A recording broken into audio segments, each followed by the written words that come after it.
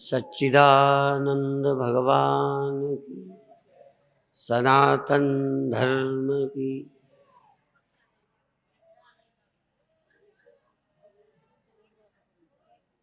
अपने प्रवचनों में एक बात लोगों के मन में बिठाना चाहते हैं कि इस जन्म में भी हम सुखी रहें, उसके लिए क्या करें इस जन्म में।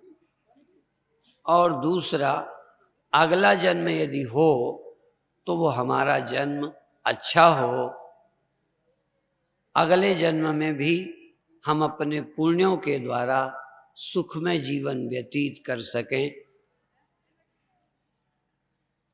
और इससे अतिरिक्त आध्यात्मिक आत्मज्ञान, जिससे जन्म मरण की जड़ ही कट जाए, जिसको जो चाहिए उसी तरह का प्रयत्न करे। इस जन्म में सुखी रहने के लिए जहाँ सुमति तहाँ संपत्ति नाना, जहाँ कुमति तहाँ विपत्ति निधाना। जिस परिवार में सुमति रहेगी, सन्मति रहेगी, आपस में सद्व्यवहार प्रेम रहेगा, वह घर सुखी रहेगा। एक कहे दूसरा माने, चाहे वो देश हो चाहे परिवार हो। यत्र सर्वे नेतारः सर्वे पंडित मानिनः। जिस परिवार देश समाज में सभी नेता हों, सर्वे यत्र नेतारा, जहां सब नेता हों, पीछे चलने वाला मानने वाला कोई ना हो, सब नेता। सर्वे पंडित मानिना, सभी अपने को सबसे ज्यादा योग्य समझते हो। पंडित माने सभी अपने को श्रेष्ठ विद्वान समझते हो, समझदार, अपनी बुद्धि में जिसको कोई कमी नजर ही नहीं आवे। और सभी मान के ही भूखे हों, वह समाज, वह परिवार शीघ्र डूब जाता है। उसी का दूसरा अर्थ है अपनी अपनी डफली, अपना अपना राग अलापने वाले जिस देश समाज परिवार में होते हैं, मिलकर सलाह करके काम नहीं करते, जो मन में आया वही करते हैं। और आप जानते हो, मन में अधिकतर बुरा ही आता है। जल की मन की एक गति, जल की मन की एक गति नीचे को ही जाए। मन में काम, मन में ईर्षा, मन में द्वेष, स्वार्थ, इंद्रियों को जो प्रिय लगता है वही खाने करने का मन करता है। मन तो साधु महात्माओं का भी अच्छा नहीं होता। ये समझना कि कहीं ऊपर के मसाले से हमारा मन बना है। मन तो सबके अधिकतर वैसे ही होते हैं, परंतु उन उठने वाले मन के संकल्पों में संयम, नियंत्रण विवेकवती बुद्धि करती है। और वो विवेकवती बुद्धि सत्संग से, स्वाध्याय से मिलती है। दूसरे का रुपया उठाने का मन हमारा नहीं होता ना। देखो, मन में आए विचार को यदि देखोगे तो पता चलेगा सबके मनों में ऐसे आता है। किसी की बेटी बहू के पाने की लालसा सभी को होती है। यदि मन के अनुसार चलें तो समाज में कोई व्यवस्था नहीं चल सकती। और एक दिन मैंने कहा था कि यदि मन को जरा भी छूट न हो तो आदमी दम घुट घुट के मर जाए। उदाहरण दिया था कि जानवरों को छुट्टा छोड़ दिया जाए तो आदमी मर जाएगा, सब वही खा जाएंगे। और जानवरों को कुछ खाना न दिया जाए तो जानवर मर जाएंगे, उनका जो लाभ समाज को मिलता है नहीं मिलेगा। यदि बच्चों को प्यार न मिले, उत्साह न मिले तो बच्चे कुंठा से टूट जाएंगे, और बहुत छुट्टा प्यार बच्चों को मिले तो बच्चे बिगड़ जाएंगे।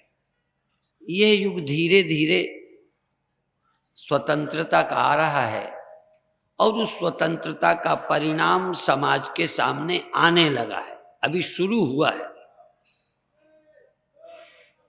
आजादी का, स्वतंत्रता का जो दुष्परिणाम है, यहां आजादी का, स्वतंत्रता का अर्थ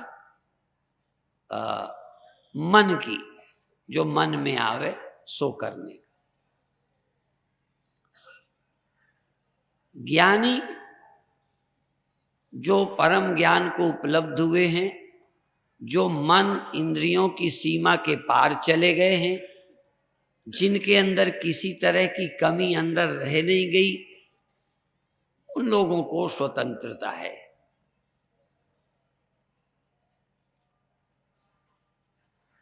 और जानवर के बांधने के लिए रस्सी होती है, अन्य भी उपाय होते हैं, उनके साथ नियंत्रण करने वाला कोई रहता है। ऊंट के पीछे, हाथी के पीछे, हाथी की पीठ में, घोड़े के, बैल के, कोई रहता है और साधन रहता है रोकने का।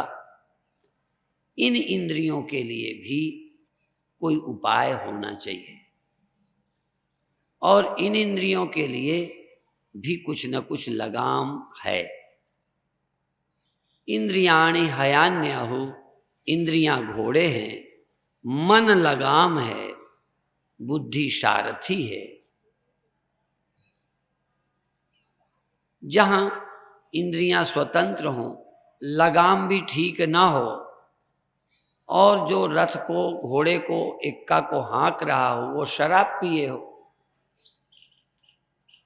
जिनके घोड़े अनसधे और सारथी कूर, उनके रथ पहुंचे नहीं, बीचे चकनाचूर। ऐसे लोगों के रथ लक्ष्य तक नहीं पहुंचेंगे, जिंदगी की ऊंचाइयों तक नहीं पहुंचेंगे, आम स्तर पर जन्मेंगे, जिएंगे और मर जाएंगे।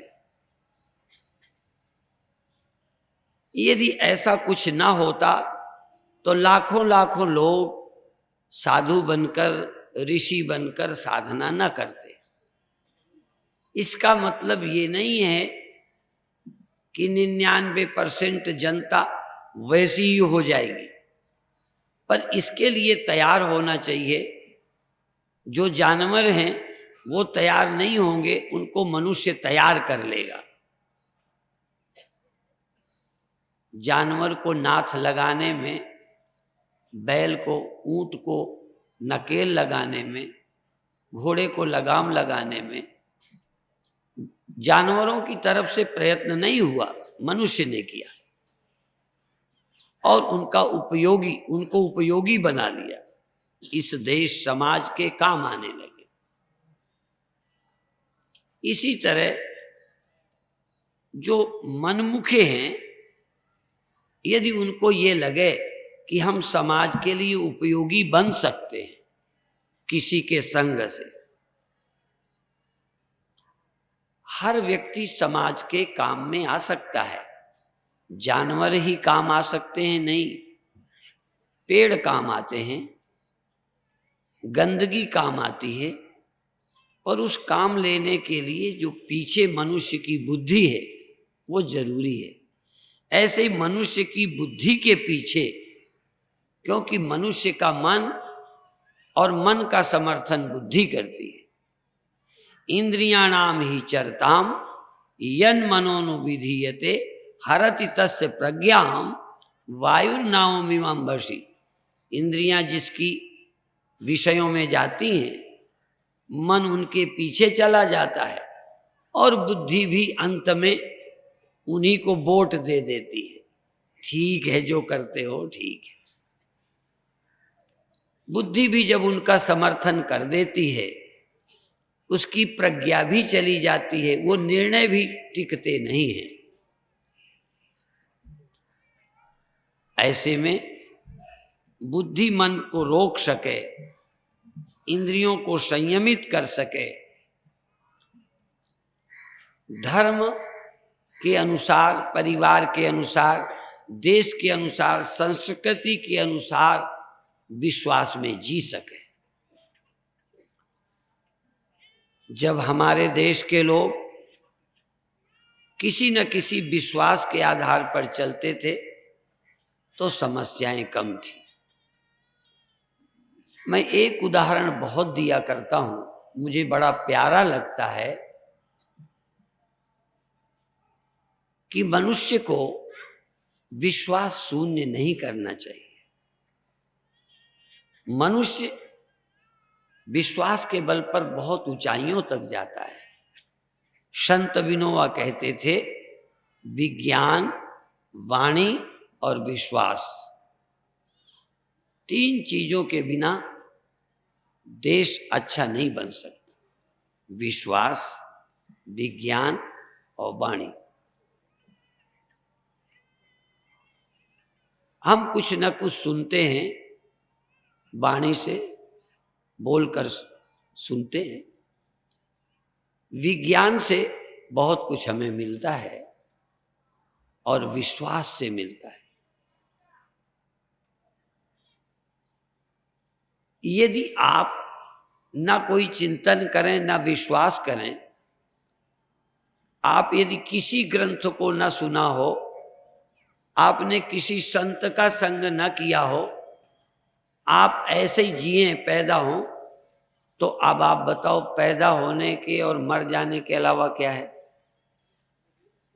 कोई स्वर्ग, कोई नरक, कोई अगला जन्म, कोई मोक्ष, कोई परमात्मा।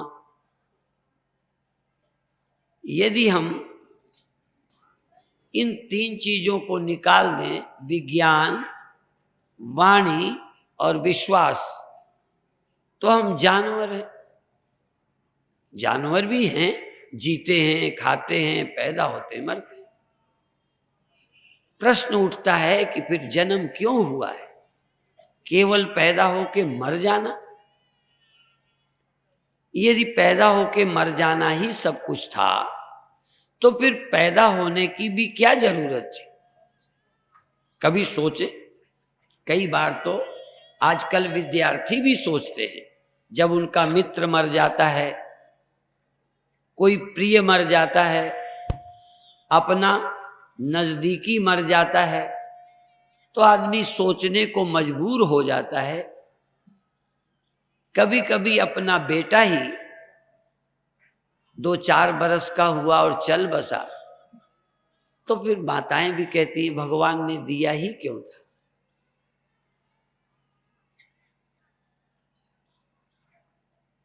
आखिर इस बच्चे को पैदा होने से हमें क्या मिला? न बच्चा होता, न देखते, न मरने का दुख होता। ये मृत्यु का जो दुख हुआ है, वो क्यों हुआ है? पैदा होने से। क्या ऐसा कोई तरीका नहीं कि ओखली के भीतर और चोट के बाहर जन्मे और मृत्यु से मुक्त हो, जन्मे और मरे नहीं? आपको आश्चर्य होगा, एक मैंने महापुरुषों की सूक्तियां, अमर वाणी, अमर वाणी, जो अमर वाणी का मतलब जो वाणी सदा रहती है, जिसकी जरूरत दुनिया को सदा है, अमृत वाणी, अमर वाणी, मैंने एक पुस्तक पढ़ी, उसमें एक वाक्य पढ़ा, बहुत देर समझ नहीं आया। अभी भी मैं समझा हूं या नहीं समझा दावे से नहीं कह सकता, परंतु जो वाक्य पढ़ा वो बोल देता हूं। सच्चे अर्थों में दो ही पूरे मनुष्य हैं। सच्चे अर्थों में दो व्यक्ति सच्चे मनुष्य हैं। सच्चे मनुष्य हैं, एक वो जो अभी पैदा ही नहीं हुआ और दूसरा जो मर गया है। अब मैं समझा कि दो आदमी तो होंगे ही नहीं। जब पढ़ा तो ये लगा जो सच्चे अर्थों में दो ही व्यक्ति पूरे मनुष्य हैं, पूर्ण मनुष्य हैं, एक वो जो पैदा नहीं हुए। तब पैदा नहीं हुए तो मनुष्य कैसे हो, और दूसरा वो जो मर चुका है। तो हमने कहा पूरा आदमी तो फिर मिलेगा ही नहीं, या तो पैदा हुआ नहीं और या मर चुका है। जो अर्थ मेरे दिमाग में आया मैं बोले देता हूं, सही है कि नहीं। तो सच्चे अर्थों में वो आदमी जो है यहां, जन्मा दिखता है तुम्हारी तरह है, परंतु पैदा नहीं हुआ। जैसे कृष्ण हमारी तरह पैदा हुए, हमारी तरह दिख रहे, हमारी समझ में वो भी जन्मे, लेकिन उनसे पूछो तो कहेंगे मैं जन्मा ही नहीं। सच्चे अर्थों में वही एक पुरुष पूरा पुरुष है, इसलिए भगवान कृष्ण को हम पूर्णावतार कहते हैं। सच्चे अर्थों में वो साक्षात पूर्ण पुरुष हैं जो यह जानते हैं कि हम जन्मे ही नहीं। आप भी जानते हो ना, बोलो, आपको ये लगता है हम जन्मे ही नहीं। और दूसरा जो जन्मे तो हैं, शुरू में वो जन्मे थे, जन्मे हैं, ये जानते हैं, लेकिन इतना जान चुके कि जन्मा बचा ही नहीं, जन्मा कुछ बचा ही नहीं, मर गए। जो जन्मा था वो मर गया, अब बचा वो जो मरता ही नहीं। दूसरा पुरुष वो है कि शुरू में तो ये जानता था कि मैं पैदा हुआ हूं, लेकिन अब वो मर चुका है, पैदा हुआ वाला झूठा हो चुका है। जैसे पहला घड़ा सच्चे अर्थों में वो महान घड़ा है जो पैदा तो हुआ है, तुम्हारी तरह दिखता है, पर उससे पूछो तो कहता है मैं पैदा ही कहाँ हुआ हूं, मुझे कुम्हार ने कहाँ पैदा किया, मैं तो पहले से ही हूं। ऐसी किसी घड़े को समझ हो, कुम्हार ने मेहनत कर ली, पैदा कर दिया, ये तो बहुत मोटी दृष्टि है। उसकी दृष्टि में वो पैदा ही नहीं हुआ, वो अभी भी वही है। तो एक आदमी जो जन्मने के पहले ही जानता है, जब कुम्हार बनाना शुरू किया था तब से ही पता कि मैं मिट्टी हूं, मेरा जन्म हो ही नहीं सकता। तो कृष्ण जन्म के पहले ही परमात्मा हैं, वो जन्मते हैं। और उदाहरण में श्लोक बोल दूं, अजोपिसन अव्ययात्मा भूतानामी स्वरूपिसन प्रकृतिम स्वाम अधिष्ठाय संभवाम्यात्म माया। मैं अजन्मा होता हुआ, अजन्मा माने जन्म के पहले ही मैं अजन्मा हूं, और फिर मैंने जन्म लिया। तो अजन्मा कैसे जन्म ले, अर्थात जिनको पहले ही पता है शरीर में आने के पहले, सबसे महान पुरुष वो है जो आने के पहले ही जानता था। इसलिए वो आए क्यों, लोगों के भले के लिए आए। जन्म मरण दोनों मैं नाही, दो मैं नाही, वो जन्म मरण में नहीं है। वो तो लोगों को जन्मते दिखते हैं, वो तो पहले से ही अजन्मा हैं, देह पहना आ गए। वो हमारी तरह पैदा हुए मर जाएंगे ये ख्याल ही नहीं। हम पैदा हुए हैं ये ख्याल ही जिनके नहीं है, वो सच्चे अर्थों में पूर्ण मनुष्य है। और दूसरा पैदा हुआ था, मानता था, पर अब बचे ही नहीं, जो मरे। अब एक तो तुम्हारा टाइम निकल गया, तुम जानते हुए तो आए नहीं हो, आए हो ना? तुम जन्म के पहले कौन हो जानते थे? जानते हो तुम कौन थे? नहीं। वो टाइम तो हमारा निकल गया, पर अभी मरने के पहले, मृत्यु के पहले जो मर चुका है, क्या मरेगा? पहले ही मर गया जो मरना था। देह हूं मरना था, देह हूं राही। देह हो तो मरो, तुम देह हो तो मरोगे, तुम देह हो तो मां हो, तुम देह हो तो बाप हो, तुम देह हो तो मेरा तेरा है, तुम देह नहीं हो, तुम पहले ही मर गए, अब जिंदा हो। इसीलिए सच्चे अर्थों में वो भी पूरा मनुष्य है जो मर चुका है। अब जो मर चुके हैं अब मरेंगे क्या? पर ये बात, जो घड़ा है ही नहीं, मर गया। पहले तो पैदा नहीं हुआ वो नंबर एक, जो पैदा तो हुआ अब घड़ा है ही नहीं, अब मिट्टी है, बस कौन मारेगा? ये जो इतनी बड़ी ऊंची विद्या है, इसका लाभ क्या? लाभ है, इससे पेट भरेगा? देखो समस्या ये है, इस विद्या की कहीं वैल्यू नहीं है, इसलिए कि पेट भरता है भोजन से, इस विद्या से पेट तो भरता नहीं। ठंडी दूर होती नहीं, दाढ़ का दर्द जाता नहीं, घड़े की जो क्षमता है पानी भरने की कम ये ज्यादा, वो मिट्टी मानने से न बढ़े न घटे, उतनी। एक अंदर बल आता है कि मिटना नहीं, बनना नहीं, चिंता नहीं। एक ऐसी अंदर शक्ति आती है जो अंदर तृप्ति, संतुष्टि, कुछ होना बाकी नहीं रहता। क्या है? जो ब्रह्म हो गया, ब्रह्म भूतः प्रसन्नात्मा न सोचति न कांक्षति, जो ब्रह्म हो गया है, फिर क्या सोच, क्या इच्छा, क्या पाना? और जिसके अंदर से सब पाने की कामना चली गई, मिटने का भय चला गया, वीतराग भय क्रोध स्थित धीर मुनि रुच्यते। देखो विगत भी भय चला गया, किसका? कुछ बिगड़ जाएगा, लुट जाऊंगा, ये भय चला गया।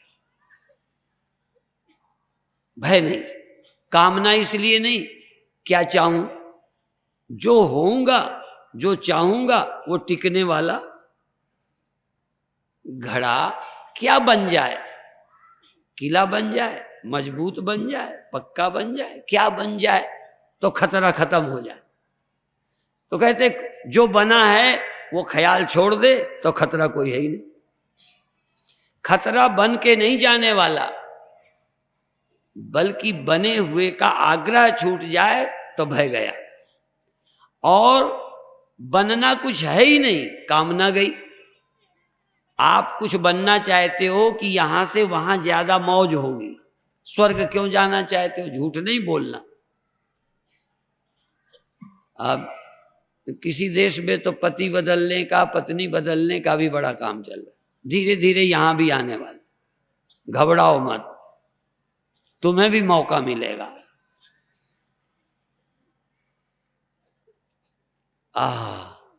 बुरा नहीं मानो, कई लोग कहेंगे स्वामी जी तो एक गंदी गंदी बातें करते, तो तुम गंदी गंदी बातें करो, हम कहें भी नहीं। तुम्हें करने में शर्म नहीं आती तो हमें बोलने में आ जाए।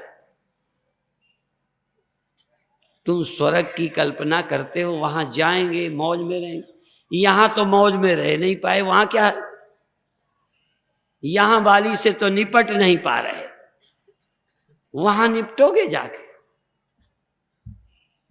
स्वर्ग में क्या मिलेगा? सुविधा मिलेगी। अभी की सुविधा का, इतनी सुविधा वाले नरक में रह रहे हैं, और बल्कि जितनी जहां सुविधा है उतना ही लंबा नरक है, और दिनों दिन नरक बढ़ता जाता है। अमीरों के घर का नरक तुम नहीं जानते, हम जानते, क्योंकि अमीरों के घर तक तुम्हारी पहुंचे ही नहीं कि वहां का रोना तुम देख सको जो उन पर बीतती है। मेरे गुरुदेव एक कीर्तन गाया करते थे, वो गाते तो ज्ञान की तरफ थे, पर कहीं लगा लो, गुरु ने ऐसो मारो तीर, गुरु ने ऐसो मारो तीर, उठो न बैठो जाए, उठो न बैठो जाए, गुरु ने ऐसो मारो तीर। और भी एक लाइन है गजब की, अंदर धधक धुआं नहीं निकसे, गूंगे कैसी पीर।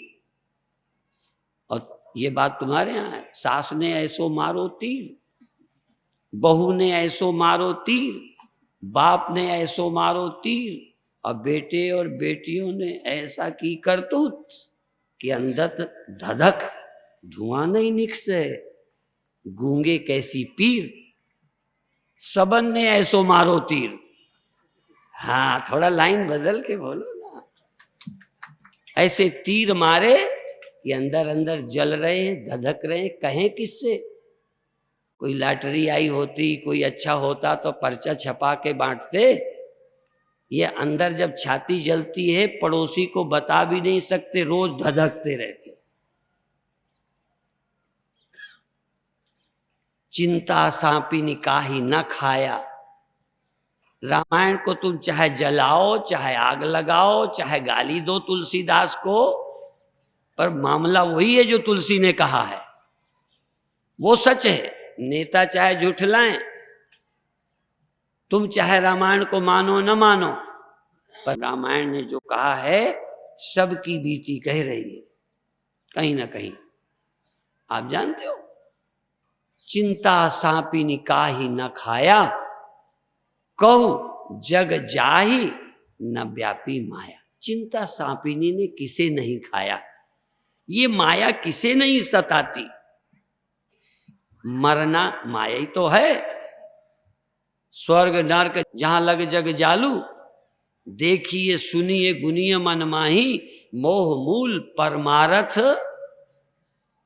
ये सृष्टि है, ये बनाई है। सत्य तो पहले से था, सत्य को माया ने पैदा किया है क्या? सत्य की मां माया है। सत्य को काल जन्म देता है, काल जन्म भी असत्य को देता है और असत्य को मारता है। सत्य के यहां तो काल जा ही नहीं सकता, वह कालातीत है। ये जितनी माया है ना, ये बनना मिटना, मेरा तेरा, जगना सोना, यही तो माया है। तो फिर माया क्या है और भी समझो। ये जो हुआ दिखता है ये माया, और जिसके कारण दिखता है, जिसके कारण ये सच लगता है। पहले तो नींद, स्वप्न, एक माया है जो स्वप्न में दिखी, और एक माया है जिस नींद के कारण दिखी। दो माया है, कार्य माया और कारण माया। कार्य माया और कारण, जो पैदा हुआ कार्य, जिसके कारण पैदा हुआ वो कारण। तो नींद क्या करती है? सत्य पर पर्दा डालती है। नींद का काम है सत्य को छिपा देना। नींद में क्या होता है? तुम्हें जालौन याद रहता है ना, कहाँ पड़े हो, रजाई ओढ़े पड़े हो, मैं तुम्हारा चेला बनूंगा। कुछ लोग मेरे आज बने हैं, कुछ का मैं बनने को तैयार हूं। देखो, जो मेरे बने हैं उनका तो मैं गुरु हो गया, वो मेरी सुने, और जो मेरे नहीं बने मैं तुम्हें गुरु मानता हूं, मुझे कुछ सुनाओ। क्या सुनाओ? आप ये बताओ मुझे कि स्वप्न कब दिखा? जब जागृत जगत पर पर्दा पड़ गया, जब जागृत का जगत दिखना बंद हो गया, तो एक फर्जी स्वप्न खड़ा हो गया। कारण है निद्रा, कार्य है स्वप्न, कारण है ब्रह्म का पता न चलना। जगत का कारण है ब्रह्म का, आत्मा का सही पता न चलना, यही निद्रा है। और ब्रह्म का पता न चलने से मैं पैदा हुआ हूं, मर जाऊंगा, ये स्वप्न। ये मैं हूं, ये मेरे हैं, ये स्वप्न। मैं और मोर तोर तय माया, जेहि बस कीने जीव निकाया। तुम ये देखते हो, बुरा नहीं है, हम भी यही देखते थे, तुम भी यही देखते हो। कोई ने पहले देखा, कोई ने बाद में। देखो ये स्वप्न हमने भी देखा, हर सोने वाला स्वप्न देखता है, हर सोने वाले को जगत दिखना बंद होता है। तुम जब स्वप्न देखते हो तो रजाई ओढ़े खाट में पड़े देखते हो, कहीं दफ्तर में, कहीं रोड में पड़े हो खाट में, वो तुम्हारी नजर से ओझल है, नहीं प्रतीत होता। तुम कौन हो यह जब सच्चा प्रतीत नहीं होता तो मैं कौन हूं ये उत्तर मिल जाता है। देखो, हाँ उत्तर तो मिल गया, मैं कौन हूं नहीं जाना, पर उत्तर मिला मैं आदमी हूं, मैं पैदा हुआ हूं। बिना सत्य के जाने आपको उत्तर गया, आप कौन हैं? फलां के लड़के, कितने बरस के, इतने बरस के, आगे क्या होगा, मर जाएंगे, ये हमारा है। ये स्वप्न आप देख रहे हो, क्या तुम इसे स्वप्न जानते हो? और बिना जागे कोई स्वप्नों को स्वप्न जान पाता है? कोई उपाय है? जेहि जाने जग जाए हेराई, जागे यथा स्वप्न भ्रम जाई। जेहि जाने, रामायण की इस आधी सी चौपाई का कभी ख्याल आया? रामायण जलाने वाले, रामायण को गाली देने वाले, धर्म को अफीम कहने वाले और अपनी मस्ती में मस्त रहने वाले, वो भी मस्त हैं अभी। जब तुम्हारा ब्याह हुआ था तो मस्त थे कि नहीं? उतना ही मस्ती आज है? नहीं। अच्छा, कहाँ चली गई? अकल कम हो गई क्या? अकल तो बढ़ी है, पैसा बढ़ा है, हाँ सब कुछ बढ़ा ही है। और जितना सब कुछ बढ़ा उससे ज्यादा रोना बढ़ा। रोने का अनुपात नहीं घटा और घटेगा भी नहीं। तुम सिर मारी कर लो, रोना मिट ही नहीं सकता। फिर कहोगे आप तो श्राप देते हो,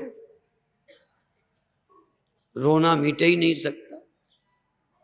हाँ, रोना नहीं मिट सकता तुम्हारे रास्ते से। जिस रास्ते पर तुम चल रहे हो वो रोने का मार्ग है। एक महात्मा जी कपड़ा रंगे आ रहे थे और एक दूल्हा घोड़ी पे चढ़ा, मुकुट बांधे, क्या बोलते, कुंवर जी, सुअर जी बने जा रहे थे। महात्मा उसको देख के हंसे, तो वो भी देख के पूछने लगा, महात्मा जी क्यों हंसे? कहने लगे, मैं इसलिए कि जहां तुम जा रहे हो वहां से हम होके लौटे हैं। तुम्हारा मन हो तो तुम भी होके लौटो, नहीं यहीं से लौट चलो।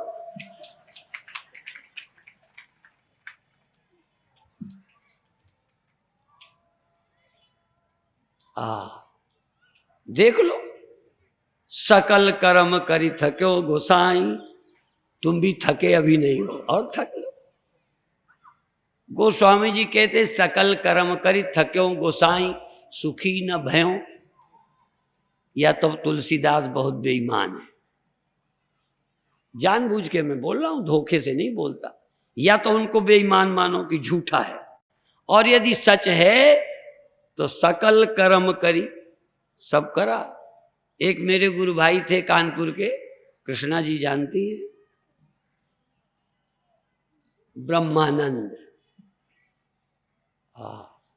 शराब, क्लब, अब कई नाम नहीं लेना चाहे तो कुछ, कोई कर्म छोड़े नहीं थे बस। तुलसीदास के बाप, सकल कर्म करी थक्यो गोसाई, फिर कहते सुखी न भयो अभय की नहीं, सब छोड़कर। तो अभी तुम तुलसीदास नहीं हो, अभी स्वामी ब्रह्मानंद नहीं हो, अभी तुम थके नहीं हो, जो पापड़ बचे हो बेल ले हो, चोरी कर लो, बेईमानी कर लो, बदमाशी कर लो, कुर्सी की राजनीति कर लो और पालो जो पाना है, पर जहां से लौटोगे लूटे पीटे लौटो। कोई के पास ऐसी चीज नहीं है कि लूटे नहीं। जवानी तक तो लुटा के मुंह लटकाओगे। पहले अच्छा, इनमें जो बुढ़िया माता बैठी है ना, पहले तुमने कभी, यद्यपि वो सतयुग था, अभी 50 साल पहले भी सतयुग था। सतयुग तुम वो बात छोड़ो, पर फिर भी 50 साल पहले भी तुमने अपना मुंह खूब बार बार देखा होगा कि नहीं? झूठ नहीं बताना, बोलो। हाँ देखा होगा, बड़ी खुश होती। अच्छा, अब कितने बार अपना मुंह देखती हो, जरा बुढ़ियों से पूछो। मैं क्या जानूं, अब मुंह देखने को मन करता है न। तुम जब तुम्हारा अपना ही मन अपना मुंह देखने को नहीं करता था, तुम्हारे मुंह को दूसरा क्या देखे?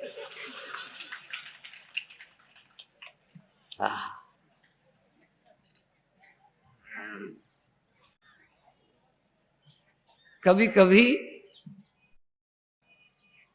यहाँ एक साक्षी हमारी साध्वी बेटी है, तो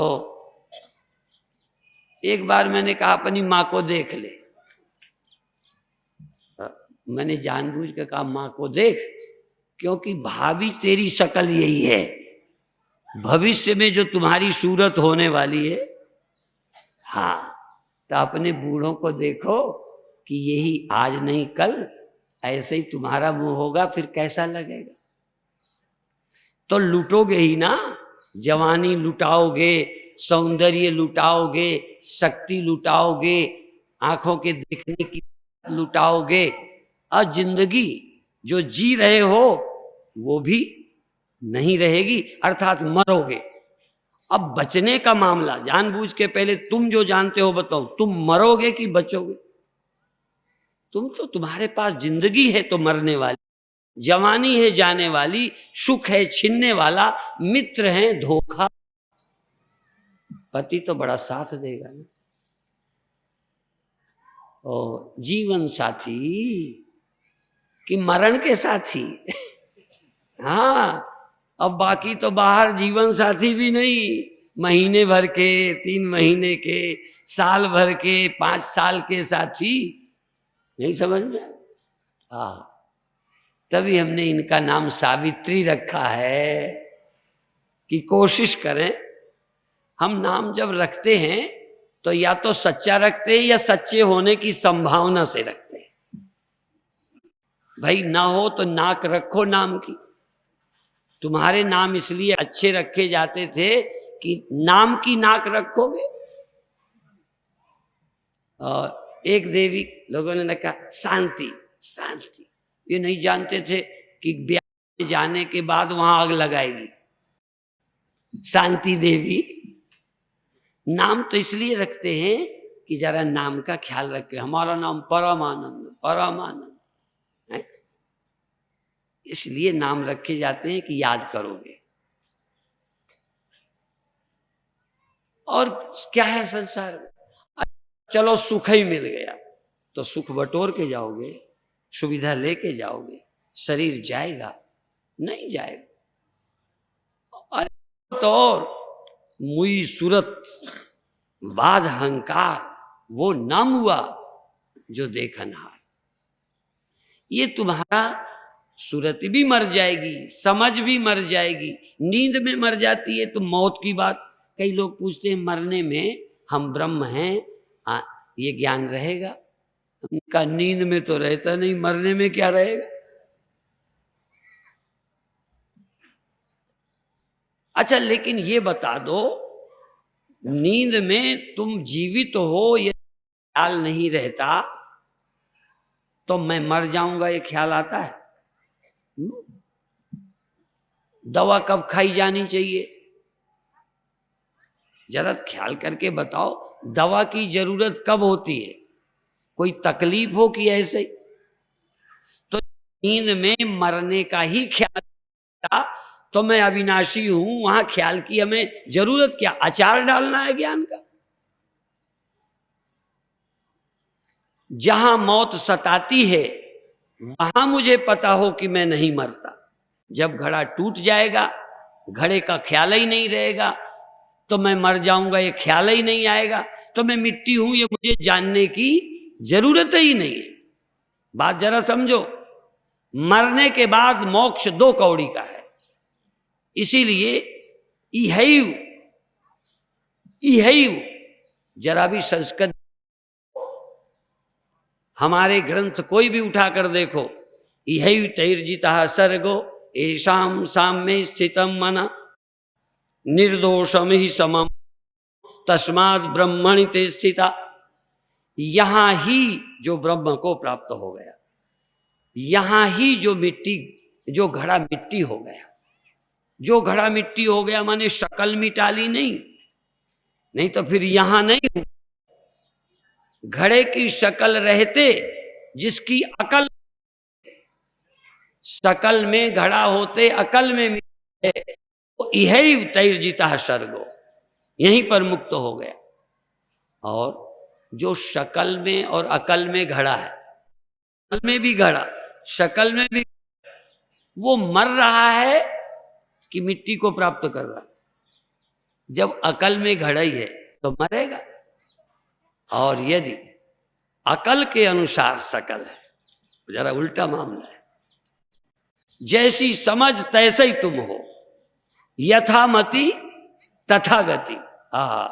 जिसकी देह में मति है वो मृत्यु को प्राप्त होगा, जिसकी ब्रह्म में मति है वो मृत्यु को प्राप्त नहीं होता। मृत्यु तो वहां है ही नहीं। लोग समझते हैं भगवान बचा ले। मुझे कभी कभी लगता है मैं भगवान को भी लथेड़ूं, पर मैं सोचूं तुमों में भगवान को क्यों कुछ कहूं? भगवान ने तुम्हें कहा क्या कि मैं बचाऊंगा? भगवान का क्या कसूर है? तुम के भरोसे बेवकूफी में बैठे हो।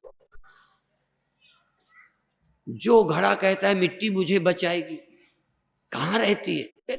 चौथे में रहती है, 5वें में, वहां रहती है। जो मिट्टी तुझे मरने से बचाएगी वो तेरे में ही रहती है। जिसको जानकर घड़ा झूठा हो जाएगा वो मिट्टी कहाँ रहती है? घड़े में नहीं। जिसको जानते ही घड़ा झूठा हो जाएगा, घड़े की झूठी हो जाएगी, जिस जानकर वो सत्य चौथे आसमान में। जिस आत्मा को जानते ही जन्म मृत्यु झूठी हो, वो आत्मा वहां नहीं रहती। एक आदमी ने पूछा सोहम का क्या अर्थ है? मैं कमरे से भोजन को निकल रहा था, यहां से सोहम का अर्थ बताओ। मैंने कहा जल्दी मत कर। सोहम का अर्थ पूछता है, यद्यपि पूछता है ये बधाई की, पर जो दिन रात हैं उनको समझ नहीं है। उनका अर्थ अनर्थ तो जरूर समझ में आया। सोहम का अर्थ, सोहम का अर्थ जानते हो क्या? मैं ब्रह्म हूं, देह नहीं हूं। और दूसरा, तुम देह नहीं हो, यदि समझ आए, बोलो नहीं, देह नहीं समझ आ जाए तो तुम ब्रह्म हो ये समझ।